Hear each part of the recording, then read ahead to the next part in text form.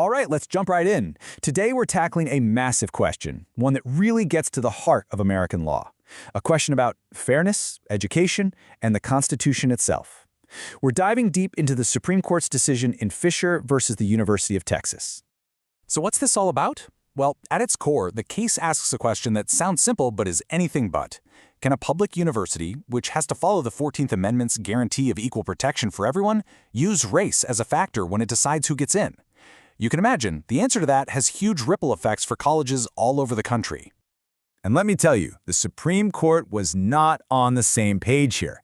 The justices came back with two completely different answers, a firm yes from the majority and an equally strong no from the dissent. So how on earth did they both look at the same facts and come to opposite conclusions? Let's break it down. To really get the court's reasoning, we first have to understand the person who brought this case forward in the first place.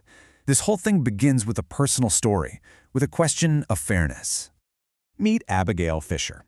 Back in 2008, she was a high school student in Texas, applied to her flagship school, the University of Texas at Austin, and she was denied admission. Her argument was that the university's policy of considering race in admissions was the very reason she didn't get in, and that, she claimed, was a violation of her constitutional rights. So what was this admissions policy she was challenging?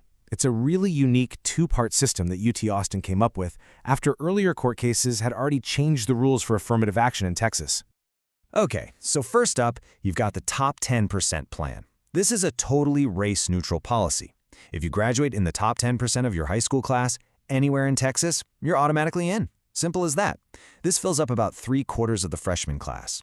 For everyone else, including Abigail Fisher, they move on to step 2, a holistic review. Now, this is the part at the center of the whole lawsuit, the holistic review. It's so important to understand what this is and what it isn't. It's not a quota system. It's not like you get a certain number of points for being from a certain background. Instead, the university looks at everything: your grades, your essays, leadership roles, special circumstances, and yes, race is one of those many factors they can consider. So with that all laid out, let's see how the majority of the court, with Justice Anthony Kennedy writing the opinion, sided with the university and said, yes, this policy is constitutional. The entire majority opinion really rests on this one big idea. Justice Kennedy wrote that creating a diverse student body isn't just some nice social goal, it's an educational one. He argued that having students from all different backgrounds helps break down stereotypes and, prepares students for an increasingly diverse workforce and society. And this brings up a key legal concept called deference. Basically, the court said that universities, as educational institutions, get to make some of their own academic judgments. If UT Austin says that diversity is crucial to their educational mission, the court should give that idea a lot of weight, as long as the university can actually explain its reasoning. And UT didn't just show up with an opinion, they brought data. And it was pretty eye-opening. They showed that before they added this holistic review, a staggering 27% of their undergraduate classes had only one African-American student. The university argued this created a real sense of isolation that undermined the very educational benefits they were trying to create. So when you put it all together, the majority's conclusion was pretty straightforward. They felt that the top 10% plan, while a good thing, just wasn't enough by itself. UT had shown them enough evidence to convince them that their race-conscious holistic review was actually necessary to get the full benefits of a diverse student body.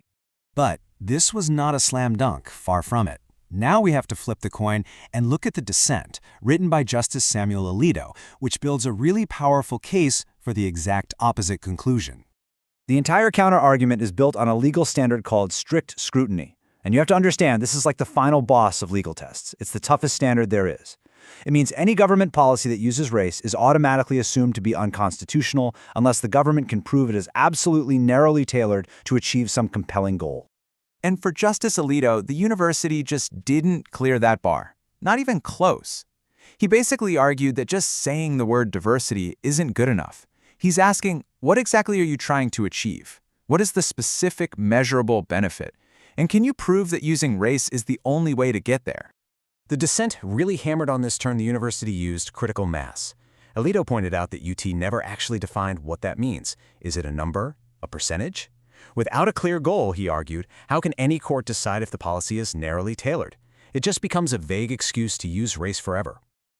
So you see, the whole disagreement really boils down to how they viewed that top 10% plan. The majority saw it as a good start, but not enough to create real diversity in, say, every single classroom or major. The dissent, on the other hand, saw it as a huge success, a race-neutral tool that already created a diverse class, making the extra race-conscious step totally unnecessary and therefore unconstitutional. This massive gap between the two opinions, well, it's not just about UT Austin. It points to a fundamental tension in American law that we are still fighting over in courtrooms and on college campuses right now. When you strip it all away, the Fisher case is this incredible snapshot of two powerful American ideals crashing right into each other. The principle that the government has to treat every single person equally without regard to race, and the belief that there's a real, tangible value in creating diverse places of learning. And that brings us to our final, really thought-provoking question that sits at the center of this whole debate. Is a policy like UT's, a holistic review where race is just one small factor among many, the same thing as what we traditionally call affirmative action? The answer? Well, much like the Supreme Court's decision itself, it is far from simple.